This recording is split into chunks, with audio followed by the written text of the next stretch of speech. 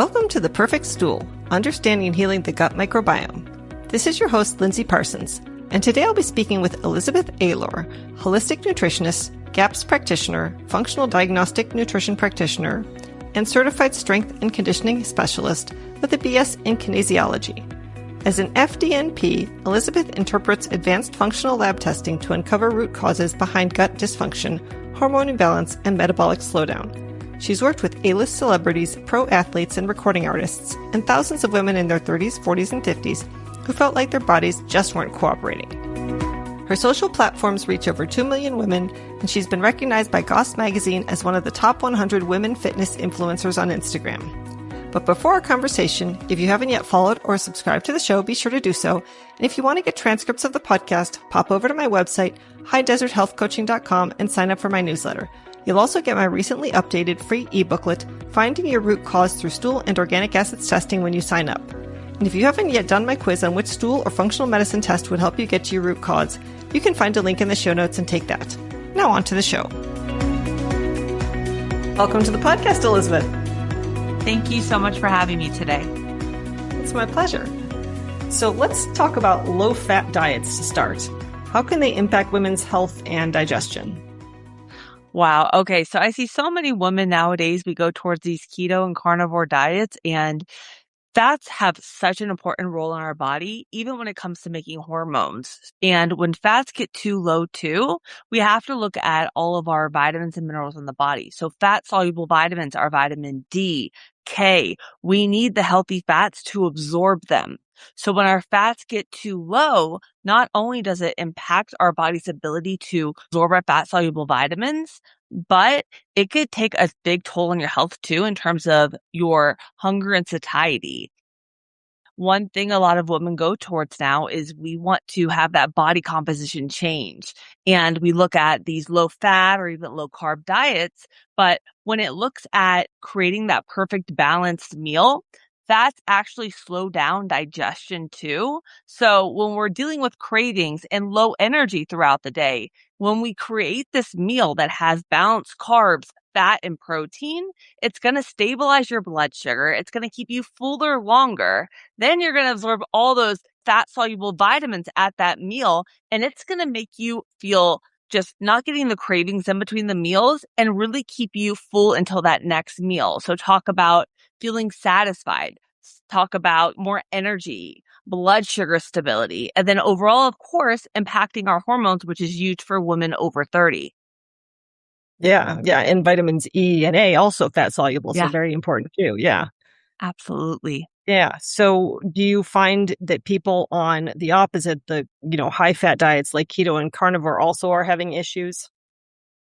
Well, it really comes down to, so one thing that I'm really big on is our gut health.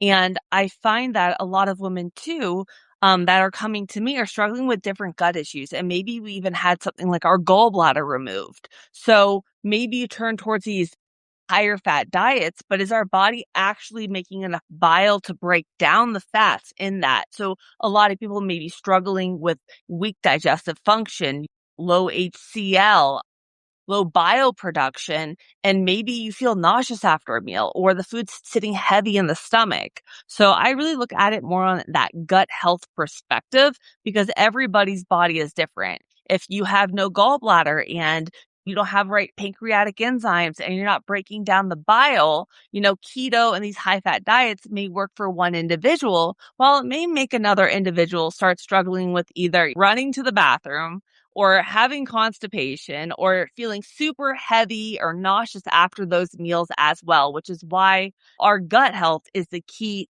thing when it comes to really figuring out the right, I don't like to say diet, but the right nutrition protocol for you and your body.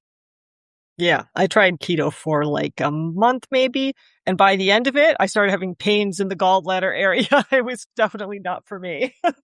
Yeah, carnivore sometimes made me run to the bathroom. Like, okay, too much fat is happening right now. Yeah. No, if I eat like pork belly or something that fatty, I will feel so nauseous and so gross. I just avoid it. It's too much for my system. Yeah. Yeah. So when people stay on long-term elimination diets, how does that impact their metabolism, thyroid, and weight? Okay. So can I bring a gut health perspective to this too? Yeah, of course. I love it. So I myself dealt with a lot of chronic digestive issues. I had parasites, H. pylori, I had C-belt, I had mast cell activation, mold toxicity, you name it. So I've tried every diet out there. And one thing I see with a lot of women struggling with gut issues is we go towards these low FODMAP diets or these keto, these carnivore diets, more of the ultimate elimination diet. And what happens is when you're cutting out FODMAPs, the fermentable carbohydrates, your symptoms get less because we have our gut microbiome and that bacteria ferments on those carbohydrates. So when you're cutting all the vegetables out of your diet or these fermentable carbohydrates, your symptoms become less, but you're not getting to the root cause of what is actually going on in the gut. So you do these elimination diets, you have less symptoms, you think you're better. And then what happens is as soon as you add those vegetables back in or those fermentable carbohydrates, the FODMAPs, your symptoms come back because you didn't get to the root cause. And I find a lot of clients that come to me, they get so restricted with their diet where they're down to just a handful of ingredients because they're so reactive and they're able to expand their diet by healing the gut and getting to the root cause and correcting the insufficiencies of why we're having them. So when I look at these ultimate elimination diets and cutting out all these specific foods, in order for our gut to have the diversity, the good population of all the good and bad bacteria, we need a variety of foods in. We should be able to break these down. But when we have those insufficiencies or the imbalance of good and bad bacteria, maybe due to antibiotics or, our different food system, you name it. There's so many ways for it to be happening. That's when we start cutting foods out and having a hard time adding them back in. And, that can create a lot of food fear and everything. And one other thing is coming back to more of these ultimate elimination diets and things like the carnivore diet is when we're cutting all these carbohydrates out of our diet. Carbohydrates, if we look at our cortisol, which is our stress hormone, you need carbohydrates to help balance out that cortisol too. And for our thyroid function, which runs our metabolism. So one thing I did notice for myself, because I'm a big person on, running all my lab work as well as running my clients' lab work, is when they're doing these long-term low carb to no carb diets, their thyroid function starts to we get low thyroid issues. And then that runs your metabolism. And that's when we start getting the stalled fat loss, the brain fog, the low energy. So it's not just about looking at the gut microbiome. It's also looking at it. How is this impacting your body and your hormones? Because women, we're different than men. Our hormones are completely different. And what works for one person or for men, it may not work for you. Yeah. So how do you take someone who only tolerates a few foods and get them back to a more expanded diet? And I ask this obviously as somebody who sees a lot of people in this situation. And I can think of, say, one client, for example, who we've done a lot of gut healing work, but she still can't tolerate oxalates or histamines because she's got interstitial cystitis or any sugar because of what are like candida and vaginal symptoms. And so it's not just digestive issues at this point, it's like external issues. And then I have another one who can only eat a very limited diet and he barely can try any supplements, even the most ones that are indicated based on his test results, because it triggers like really painful gut episodes and puts him out of commission for sometimes months at a time when he tries a new thing. And it's hard there are some really tricky cases like that I've found. Absolutely. I was one of them. I lived off of white rice and chicken for over a decade. And I've had people even coming to me down to cottage cheese as being their only food source for, let's just say, a good year. So I see the struggle there. I take this as an individual perspective.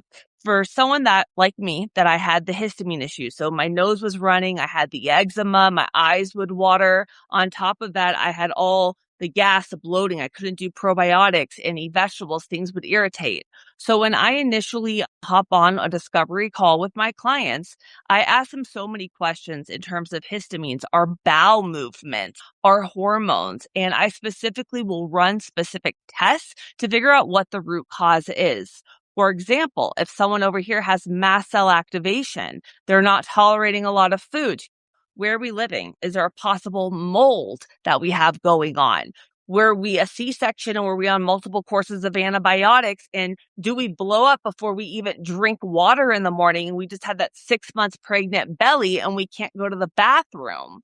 Are we burping with a metallic taste in the mouth? That could be H. pylori. So maybe I'll run a GI map stool test for that individual. So I really look at the whole lifestyle and the specific symptoms that they are going through in terms of constipation, histamine issues, hormone imbalances, antibiotic use, our stools, you name it. But I never actually treat the test. I actually treat the individual because we know our body and those tests are just a secondary tool. So I will never just go into a kill protocol with my clients. I look at it a little bit differently. And I think it's because I went through so much with my health and tried everything that I start with the nervous system. That plays a huge role, our mind-gut connection. So I look at the environment we're eating. Are we eating in a rush state? Do we have a lot of anxiety around food? Are we a busy mom grabbing on the go? That's one thing we need to address the nervous system, because if that's not fixed, that's going to impact our body having reactions to food and all of that. The second key aspect is looking at those insufficiencies. So if an individual is they feel like their food's sitting in their stomach, we can't go to the bathroom, or they're feeling nauseous after a meal, adding in maybe specific bitters to help boost stomach acid so we're getting better breakdown of our food, doing different remedies to start getting our bowels to have that peristalsis, the contraction to start moving. Because if you're not going to the bathroom and it ain't feeling complete, then that is going to back us up. Your food is going to ferment and we're going to feel even worse. And then I even look at it in a food perspective. So if someone comes to me on 2 or 3 ingredients, I'm not here saying, okay, let's expand this diet, just go to a low FODMAP diet and try it. I teach them what to eat, when to eat, depending on, if we have gastritis and things going on. I am specifically setting up their meals with the right amount of fiber, with the right, vegetables in there, things that are not going to irritate their gut.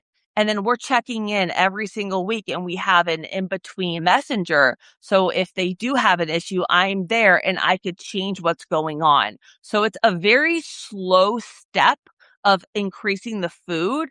And I do different things to help teach them how to know if they're having a reaction to a food, how long it takes, how to slowly expand the diet, because you can't just go add in a big volume because you may react, especially since it takes 3 to 4 days to have that reaction to a food. And then the last component, that's when I really look at the test, see what's going on after we got you pooping, the stress down, we got the bloating down. We're not having fear of food because we're less reactive. That's when I would look at, hey, we have this going on, and how can we slowly address it so that you're not having all of these die-off reactions and feeling horrible and just in a bad place. And then I bring in probiotics and restore. Because if we do these things in the wrong way and we're adding in probiotics when the person's not going to the bathroom and has overgrowths going on, then that person is going to feel so reactive and I feel like they have a lot harder time expanding their diet. And that comes from me having so much fear around food. And I even did, the GAPS protocol. I'm a GAPS practitioner. So I've done that extreme where I was making meat stock and living off of 8 to 12 cups of meat stock and fermented foods and having histamine reactions and feeling worse on a protocol that's supposed to heal your gut. So it's really about that individual, as you know.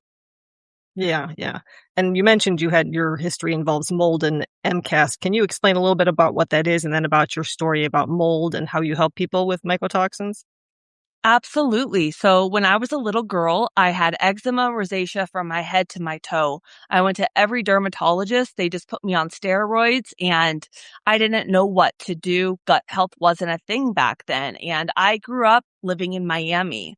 And I think that my mold started as a little girl, but it was something I didn't figure out until I got into my 30s. When I ended up in college going through all of these gut issues with the SIBO, the parasites, the stream mounts of H. pylori, that's when I started realizing that anytime I would have the sauerkraut, the bone broth, all of these fermented foods or high histamine foods, even avocados are another one of them, I would start getting the eczema back all over my head to where I couldn't stop itching, all over my face again. I didn't know what was causing it. And other ways that that would show is runny nose, signs that you would think are allergies, your eyes watering everywhere, more bloating, higher anxiety. And when I did my gut healing protocol and ended up healing myself, getting rid of the H. pylori and all of that, my symptoms went away. But what happened was a few years later, I moved back to Miami from LA and I got in this nice apartment, but I didn't know that I was actually getting chronic mold toxicity in this apartment. So kid you not, within 1 month, I went from perfect digestion, so much energy, feeling amazing, to getting chronic depression. Every food would cause me bloating, nose watering, eyes watering. As soon as I walked into that apartment, I got so deeply depressed that I ended up going to a doctor and they put me on Xanax. That did not last. I got off of that within like a week because I'm like, I'm not going this route. That's not it. I started testing my thyroid. My thyroid started making complete reverse T3, which is the metabolite, up into the 90s. And I figured that out because the doctors weren't running the right tests. So I went from big expansion diet, going to the bathroom, gut healed, feeling amazing, to can't go to the bathroom, chronic anxiety, nose running, eyes, eating down to my white rice and chicken again. And that's when I went back to school and I became an FDN practitioner. And I lived in that apartment for 2 years. I did not even know really about mold. And once I went through that whole big certification and everything, I tested myself. I had such highest amounts of mold toxicity through my entire body. I am MTHFR gene mutation, so I have a very hard time detoxing. Another thing is I never sweat. I sweat now, but I never would sweat prior. And I see this as a big thing with my mold clients. And I ended up healing, detoxing myself. It took a long time to do it, from not just the environment, getting me out of the environment. I even had it to a place where I felt like I had rheumatoid arthritis throughout my entire body.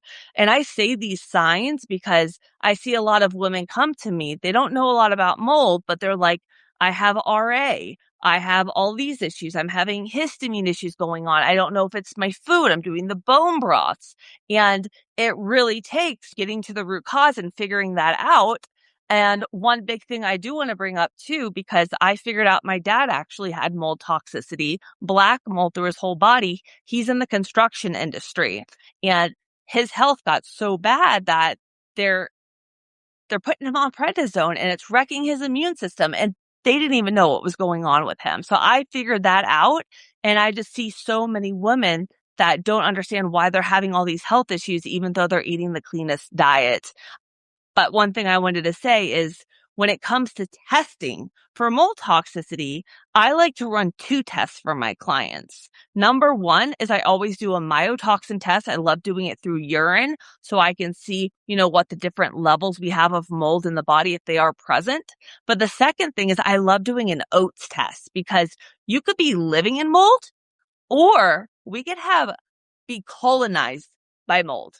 I got out of the mold, but I was actually colonized by mold. So I think a lot of my issues with all the histamine issues and the mast cell activations and reacting to it came from little girl living in Florida, possibly already being in mold toxicity. And then when I got into the water damaged building, it just brought everything back and heightened it to the next level.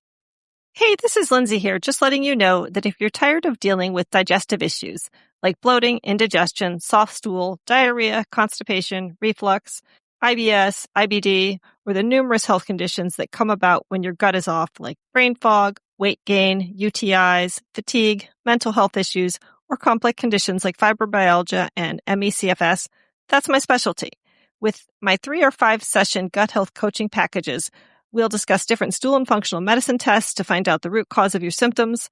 I'll interpret the results and provide clear explanations, empowering you to make informed choices for your gut and overall health. And together, we'll develop a customized action plan based on your test results so you can find relief and regain your health and vitality. I come from a functional medicine perspective, trying to incorporate the latest peer-reviewed research and educating you on protocols used by functional medicine practitioners, but devoting lots of time and support to my clients the way a doctor simply can't. If you're interested in a 3 or 5 session coaching package, you can sign up for a complimentary 30-minute breakthrough session. Or if you can only afford one appointment at a time, you can book an initial 60-minute consultation. Links for those are in the show notes. Now back to the show. And what markers are you looking at to determine if someone's colonized? Are you thinking like the arabinose markers or just the fungal markers in general, or? I look at the fungal markers, but I also like to look, sometimes I bring in a full GI map stool test there too, to see if we have candida going on, because with mold, there's always things like biofilms. And if we have a lot of dysbiosis in the gut, and we have the mold going on, when we break through and start going off of that dysbiosis, that could actually peel, I call it like peeling the onion, peeling the layers, and release more mold.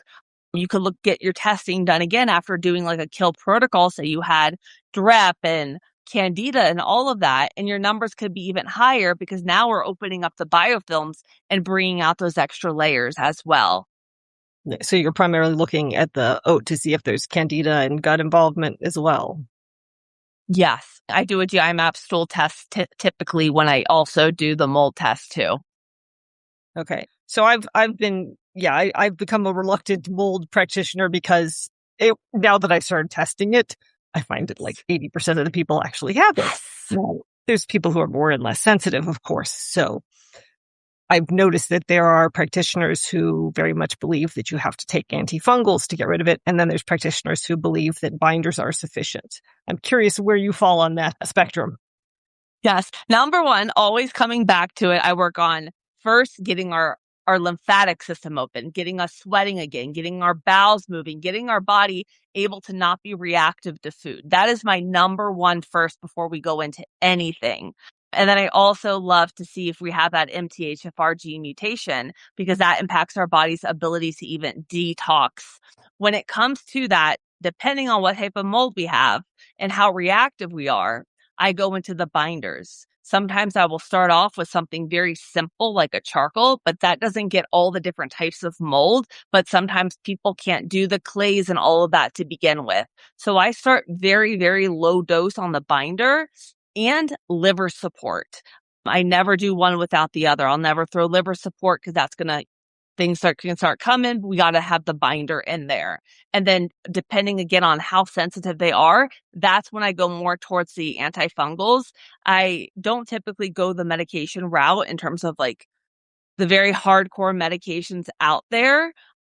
I haven't had a client that extreme to where we had to do that, but I love also looking at the dysbiosis, because when we do have a lot of gut dysbiosis going on, if we have the binder on, we got the liver support coming in, then when we're actually going after those specific gut infections that we have, those are also going to be working on, the mold spores as well, as long as we have the right binders going in and making sure that we aren't living in that environment as well, because you could be over here killing everything, but if you're still living in it, then you're going to keep getting filled yes, up. you're going to keep poisoning yourself with it. Yeah, right. It's don't waste your money, right? So what do you, natural products wise, what do you use as antifungals for mold? It really just depends on the client and what they have with the gut dysbiosis. I love going more towards, so again, I will go towards GI Assist, the one that has slipping my mind right now. The charcoal in there, it has all the clays. That's the one that I use for a binder. I love using glutathione. Sometimes I will even do glutathione injections for my client just because they're strong. They go right into the body. And then I do a mix of things. So sometimes I'll go more towards things like biocidin and more like very, very strong herbs if we have a lot of gut dysbiosis going, because it actually breaks down the biofilms as well. If someone's very, very sensitive, then I may end up just doing single herbs one at a time, slow dose, because they're that sensitive. But I really love things like biocidin and stuff just because we get to the biofilms and we start breaking open that layer that's encasing everything. And then all the bad stuff starts coming out, and then we bind to it, and then we can remove. Yeah. I've been using biocidin a lot with mold. I'm curious how long you think it typically takes people when they finally make it to the full dosing on the biocide, and like how long do you notice it takes before you see people with a clean retest? Gosh, I titrate my clients very slow. I will literally start off, I'm like, Yeah. okay, we're doing 2 drops today, 3 Oh drops, yeah, 30 yeah. No, drops. assuming they've done the whole titration, but once they get to Yeah. the full recommended dosing, like how long does it take? I've had some clients where it has taken, 6 to 8 months to get rid of the mold. And that I'm talking about one of my clients that had breast implant illness. She still had an area in her house that had a little bit of mold in there, and we were doing Mhm. everything to get to it. And on maximum, I had a client take up to a year. I was the person that I took up to a year to get there and have clear tests. Okay. And do you think at what point do you think it's worth retesting? Like how long after somebody's doing the work? Yeah. I typically don't retest a client if they're still feeling the symptoms. That's like Yeah. one thing. I'm like, if we're going in the right direction, but we're still having the symptoms, it's not time yet. But I do also look at, how we are feeling, because we don't just want to keep killing everything in our body and because these herbs are very strong and Yeah, that's the dilemma, yeah. right?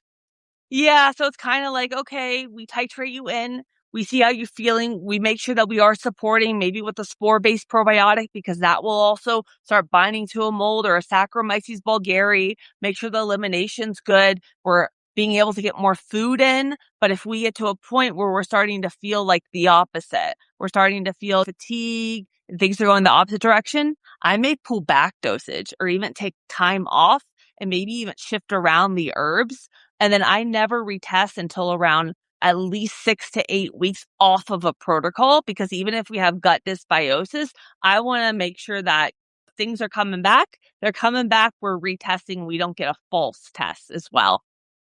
Even for mycotoxins, you think it takes 6 to 8 weeks off the products?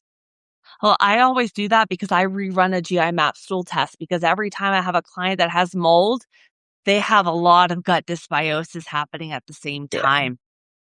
Yeah.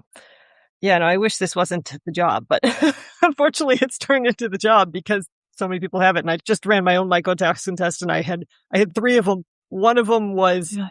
described as can cause increased inflammation and excess mucus. And I'm like, that's my life since I was 15 years old. I've literally had a runny nose since 15 years old, and I have no allergies. So I'm so excited to do a mycotoxin protocol on myself and finally get rid of this stuff.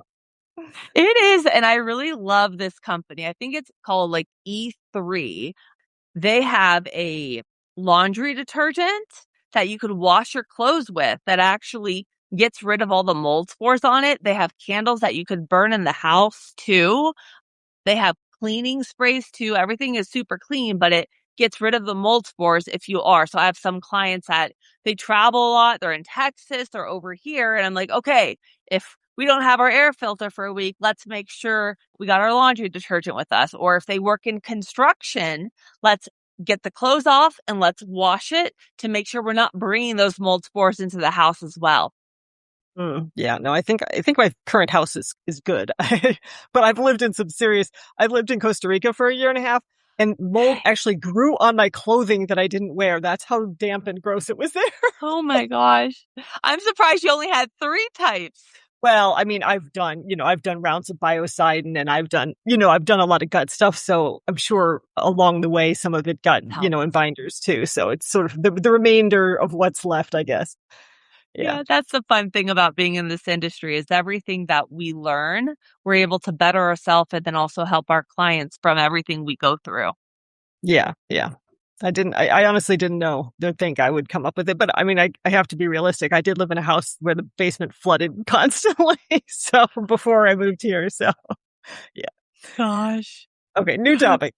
How do gut infections like H. pylori, SIBO, or parasites affect body composition? Oh, tremendously. Okay, so I want to come back to a second to H. pylori. So H. pylori is a gram-negative bacteria, and this actually lowers your stomach acid. It's very easily spread. If typically you have it, your husband could have it because it could be spread through saliva. But when we think about body composition, you hear eat your protein, hit your carbs, hit your fat. It's one thing to eat the food. It's another thing to be breaking down and absorbing your food. Even things like SIBO. SIBO overgrows if we have also, we can have a low HCl, low stomach acid going on. HCl, our stomach acid, kills off bad bacteria in the gut, but it also breaks down your protein into all of those little amino acids that you need for breaking down your protein to build muscle, for all your neurotransmitters in the brain. So if we have these gut infections going on, you could be eating the cleanest diet out here, but maybe you're not fully breaking down your food. Then that's going to impact your body in terms of not just energy, fatigue, your hair, all of that, but absorbing your nutrients and breaking down your protein to build lean muscle. So I even have so many clients, they come to me because I'm more in that fitness industry, but I have a whole gut perspective of how I work with my clients. And they're like, I've done the macros, I worked with my clients, but I'm 6 months pregnant by the end of the day. I feel so bloated and I just don't know what to do. And I have clients literally go from 900 calories to 1700 calories, losing 25 plus pounds, getting all their energy back, restoring their entire gut by just getting to the root cause and restoring, our HCl, our stomach acid, whatever the insufficiencies are, even things like the SIBO. That plays a huge role. And even just throwing this out there, when we have these gut infections, parasites, SIBO, your gut brain have such a big connection. So if you feel constantly bloated, you're eating a clean diet, your pants hurt you because you have so much distension, you don't know what to eat, you have so much anxiety going on about this, that is going to impact your cortisol in your body. You're going to feel more inflamed. It's going to throw off your hormones. It's like another stressor going on in the body. And that could even, if we have the dysbiosis, talk about cravings, overeating. So it kind of comes down to a bunch of different things. Our ability to break down our food and utilize it, everything from stress, anxiety, and our cortisol. You could be eating the cleanest diet, but because you have these things going on, it could really be wreaking havoc on your health and your ability to reach your goals in terms of body recomposition, building muscle, losing fat. Yeah, of course, because if you have cortisol spikes, I've recently discovered, your blood sugar, of course, immediately gets shot upwards from the cortisol release, which, I had a CGM, a continuous glucose monitor on for 2 weeks. And it was so interesting to see because I always test my blood sugar and it always tested like 99, 102, that kind of thing. And I'm like, I don't if I had a blood sugar problem, number one, my insulin would be high, which it's not. It's perfect. My A1C would be high, which it's not. So I'm like, why is my fasting blood sugar always high? Well, now I know because I'm constantly releasing cortisol. So as soon as my blood sugar drops into the 70s, my body just shoots it up. And then I wake up, my heart palpating, wondering what the world is going on in the middle of the night that's made me so nervous. So this whole experiment got me really attuned to the whole cortisol thing. So one sort of related question then is, how do you stabilize your blood sugar enough so you don't end up having these cortisol releases in the middle of the night? I'm eating dinner at 7, 7:30, 6:30, whatever. It's a complete dinner. It's well balanced, that kind of thing. But that doesn't seem to be good enough. It's still, my blood sugar's dropping to sometimes even under 60 at night. Okay. I typically have my clients, if they're waking up peeing in the middle of the night, 30 minutes before bed, I throw in another meal, even if it's just a snack with a good amount of protein, some healthy fats and carbs in there. That helps a lot when it comes to them. But I also make sure we're getting the right amount of food throughout the day. But I love running a Dutch test because it shows us so much in terms of even estrogen. If we're on mine, for example, when I had all the gut infections, my body was making excess cortisol, but it had very low cortisol clearance. And that's why I really loved the Dutch test, because it was able to show me where that missing link was. And then even utilizing tools, if someone can't do nightshades, they would not use an ashwagandha, but using different adaptogenic herbs to help on that side with lowering the cortisol. But that meal has been my go-to with so many clients, helping them to sleep through the night. And I even love doing magnesium foot soaks and things to help calm that nervous system right before bed. What are some good examples of little meals before bed? Because a protein bar did the job, but boy, I didn't want to eat that protein bar. Oh yeah. You're going to laugh. My favorite meal is literally a can of sardines with an avocado on top of it. And I know that sounds crazy. My clients are like, no, Elizabeth. I have a client who literally, she goes, I love having an apple with a couple tablespoons of almond butter. Fat, protein, carbs, simple. I have some clients that will do make a parfait with coconut yogurt, maybe some hemp seeds in there, some berries in there, a little bit of a beef protein powder in there. So we get a little bit more protein in there if you want something on that sweeter side. But I like to aim for at least, 20, 25 grams of protein, a good 10, 15 grams of fat, and at least maybe 15, 20 grams of carbs. It doesn't need to be a huge meal, especially if you just ate dinner. And one other thing that I felt truly impacted, because I would have horrible HRV. It was just, my HRV was in the 40s. It's in the hundreds now. And one thing was eating a lot earlier. So I'll eat my bigger dinner a lot earlier, 4:35, and then throw in that small snack before bed meal. And that's another thing we could throw in there. And that helped me immediately. Within 2 weeks, I noticed my HRV started trending in the right direction just by shifting that. Struggling with gut issues like bloating, gas, diarrhea, or incomplete evacuation, but haven't gotten testing or a diagnosis like SIBO, IBS, IBD, or Candida yet? My latest supplement, serum bovine immunoglobulin, or SBI powder, might be exactly what you need. In a randomized, double-blind, placebo-controlled study of adults with IBS-D, a daily 5-gram dose significantly improved GI symptoms, including loose and hard stools, flatulence, and incomplete evacuation. At 10 grams a day, abdominal pain, bloating, and urgency also saw major improvements after 6 weeks. SBI is essentially the immune system of a cow, made from plasma and turned into a powder, so it's dairy-free. It binds and removes harmful bacteria and fungi throughout your digestive tract without harming your good bugs, like antibiotics and strong herbal antimicrobials can. It's also been shown to support gut integrity by reducing intestinal permeability, improving nutrient absorption, reducing fat and stool, and even increasing lean muscle mass. Check it out at perfectstool.com, where you'll also find Tributrin Max, great for solidifying stool and slowing motility in cases of diarrhea or loose stool. Now back to the show. Okay.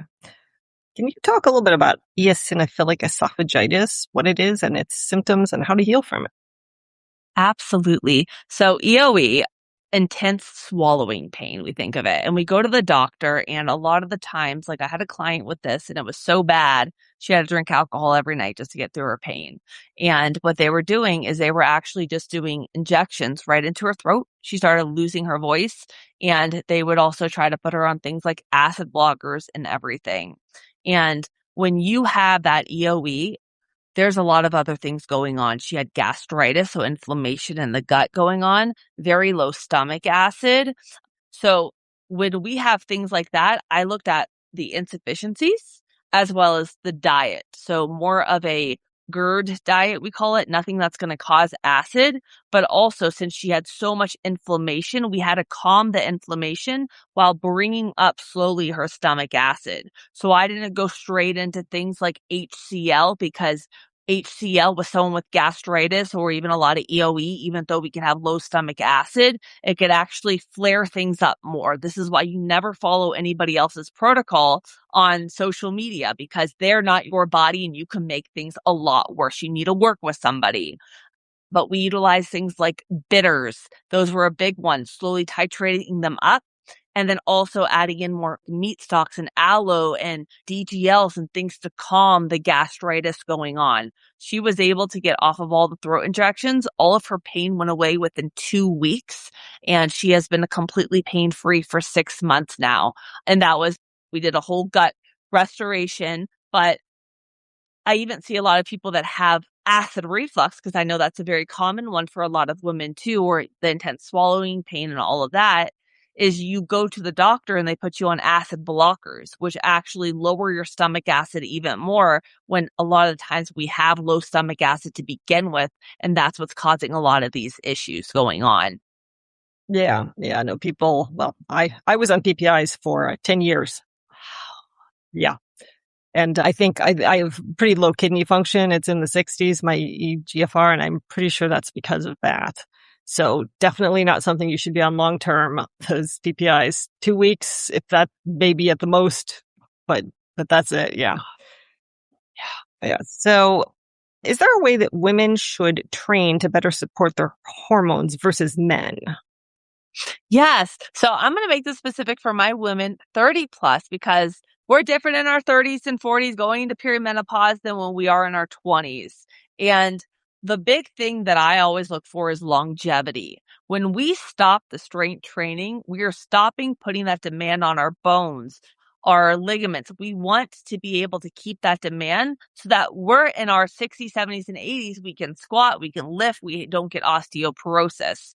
So I always say, with our busy schedule, because a lot of women are busy, focus on 3 days a week. 3 days a week is going to allow us of a weightlifting or something of resistance that you like to do, like Pilates reformer. Find the one thing you love and that you can be consistent with and focus on progressive overload. I love doing full body workouts. I make them for all my clients too. Even doing them from home is a great way to support it in. And they don't need to be these big 2 hour long sessions. My clients train 45 minutes maximum. When it comes to cardio could be another stressor on the individual, since a lot of women that I see that are coming to me, and you as well, we have the hormone issues, the thyroid issues, the gut issues. We're running around, we're stressed out about life. If our nervous system's all out of whack, and then you're over here throwing in Mr. Stairmaster and intense HIIT sessions, it's going to bump up your cortisol. You're probably going to feel more bloated and not recovered from your workout, and it's not going to be as effective. So as we're getting older, I say shifting more of that focus on, yes, keep the cardio in, but not as intense, and really shift that focus toward the strength training, the longer rest period, so that we're able to maintain our muscle and build through perimenopause. Since once we hit mid 40s for around 10 to 15 years, when we're having these hormone shifts in perimenopause, we're losing muscle at a rate of 40 to 50% faster. So that's why I don't do diet extremes, because if you're cutting your calories low, if you're not eating enough, if you take out the strength training, you're going to have more muscle loss during that time, and your metabolism is going to slow down. And then you're going to end up with, I call it skinny fat, not the body composition that you want. But if you go to the next level extreme and you're eating very low calories and pushing the cardio, then that's going to impact the cortisol, that stress hormone. You're going to feel more inflamed. You're going to feel like stuck, low energy, not recovered from your workouts, not getting that muscle pump anymore, like almost like your muscles aren't visible. And men are completely different with their hormones. When it comes down to it, men could do all the intermittent fasting. I laugh because my clients say, my husband and son, they fast and they got skinnier, and it just kept me from getting fat. She was in her 50s and she eats more food now, and she dropped like 25 pounds and she's in her skinny pants. Yeah. So what do you think about intermittent fasting for women? I do not do it with my client. I do, if we have a lot of gut issues going on, maybe I'll do something like 12 hours maximum. But our cortisol, that stress hormone, it's actually highest in the morning. So by getting that meal in with protein and balanced meal first thing in the morning, it's going to stabilize your cortisol. And what's going to happen is you're not going to end up crashing midday. You're not going to end up with cravings at the end of the night and feeling like you're going ravenous over all the food and that you failed with your diet. When we support our hormones with having that meal first thing in the morning, you're going to have better digestion. You're going to have better blood sugar. You're going to have less cravings, less brain fog, more energy, and it's going to overall support your hormones. So I don't do any fasting extremes with my clients. Yeah. Could you outline like a base routine of weightlifting for someone like a woman in their 40s to 60s? Yes. So I say start off at home. All you need is, bands, dumbbells, or one of those big exercise balls, because you could utilize that for everything, and really stick to those compound movements. So if you say, for example, start off with 3 days of a full body split, we want to make sure we're hitting a squat movement or a lunge movement. You could do something like a deadlift or an RDL, a shoulder press. An RDL. So it's like a stiff leg deadlift.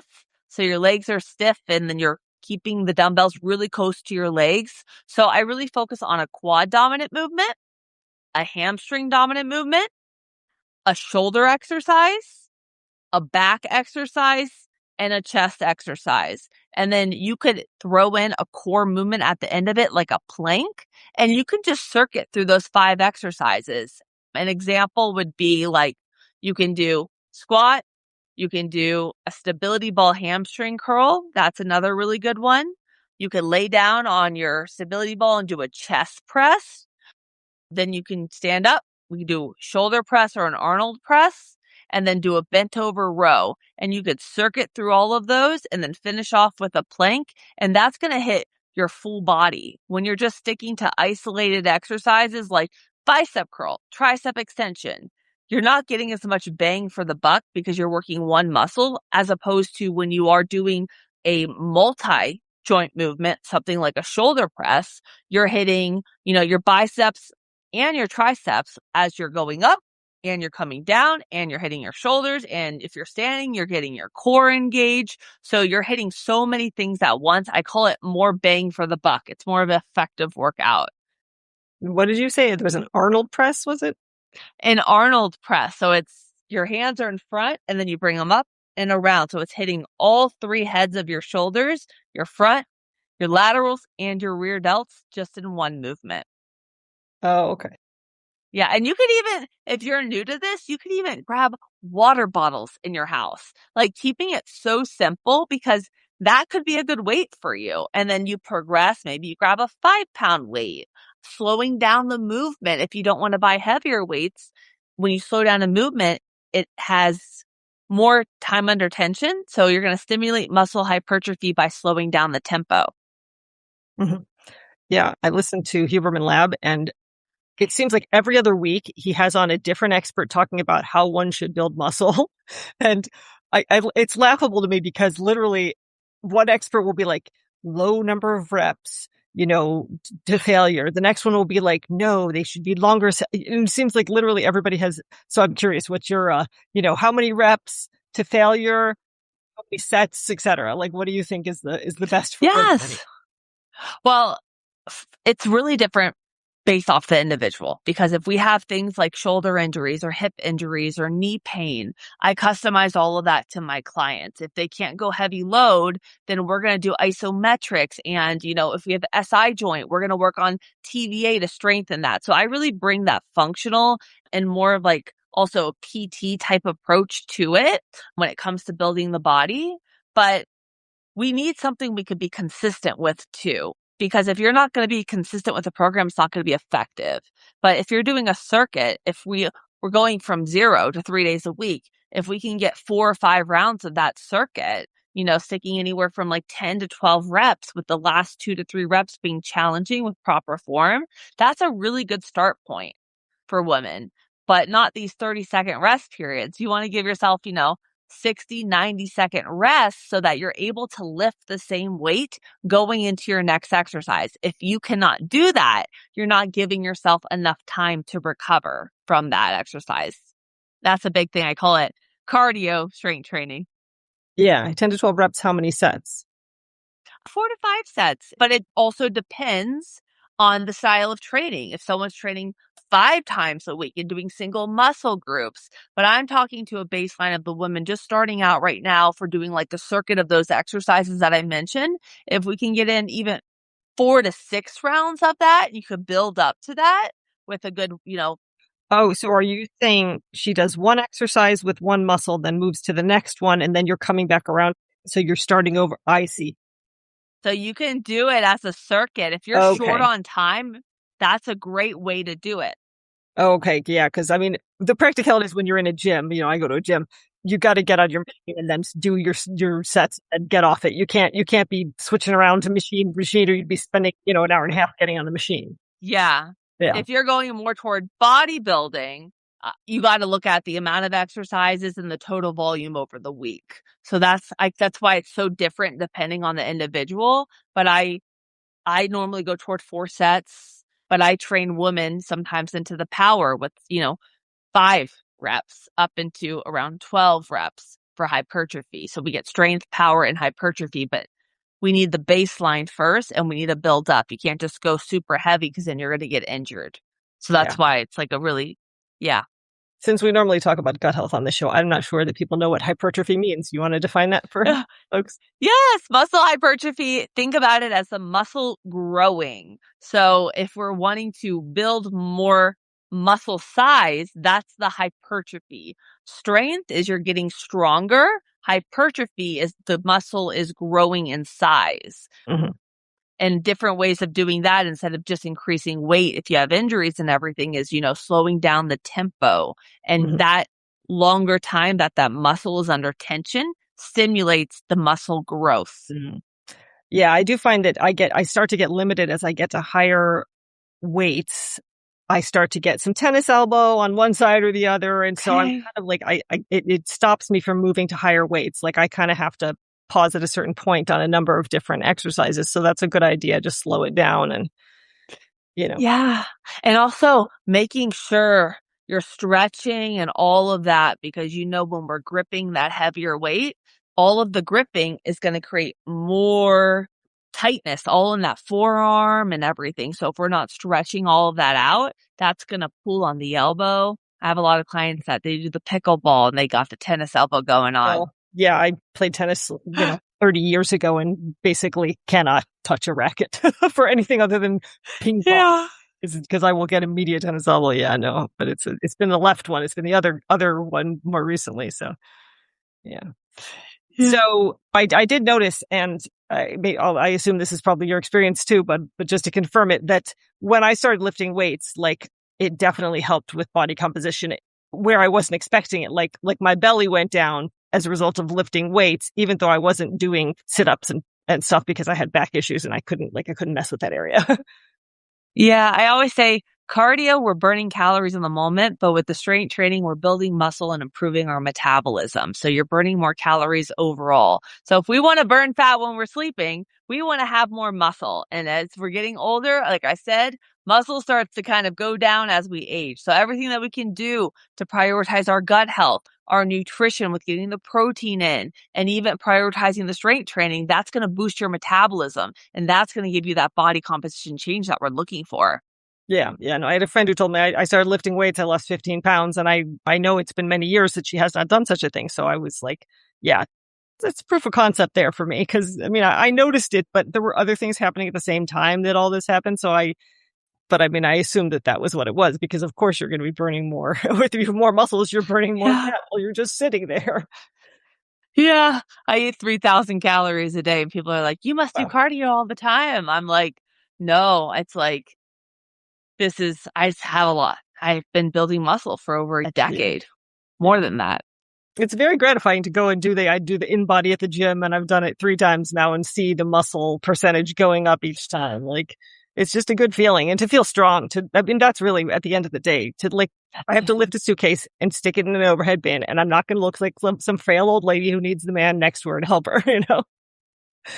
No, it's empowering. Yeah, it is. It is. I actually enjoy weightlifting. I know a lot of women don't, and they can't be sold on it, but it's for me, it's been fun. Me too. Yeah. So any final thoughts before we head out, and also tell people where they can find you?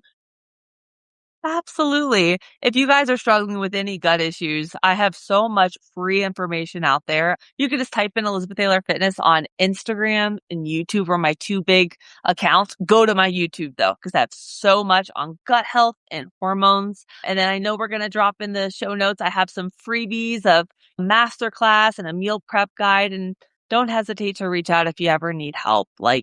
This is my passion to heal people, just as it is your passion to heal people that are going through this time with the chronic gut issues and hormone imbalances, and we're dismissed by doctors, and you're not broken and you're not crazy. There is a reason why you're feeling that way, and you can heal your body, but you got to get the right person to help you, the right plan, and you got to believe that you can heal too. The mindset is a huge one. Yeah. Okay. Well, thank you so much. Yeah. Well, thank you for having me. It's been my pleasure. Well, that was certainly a diverse and interesting set of discussions, and one that included stuff about weightlifting and body composition, which we don't actually talk about all that much. So I was glad to have a different perspective on that today. You can support the podcast by buying supplements at a discount from my FullSkip dispensary, ordering tests at a discount from my Rupa Health Lab store, or using my affiliate links to iHerb, which is available worldwide, or Amazon. And just a note that you can use my Amazon link to buy anything, so I'd appreciate it if you'd bookmark my link and use it not just for supplements, but for gifts and everyday items to support the podcast. If you'd like to connect with me online, you can join my High Desert Health Facebook page, join my Gut Healing Facebook group, or join my newsletter list at highdeserthealthcoaching.com, as well as follow me on Instagram, TikTok, Pinterest, Mastodon, and X. Links for those are in the show notes. Thanks for joining me today, and here's wishing you all the perfect stool.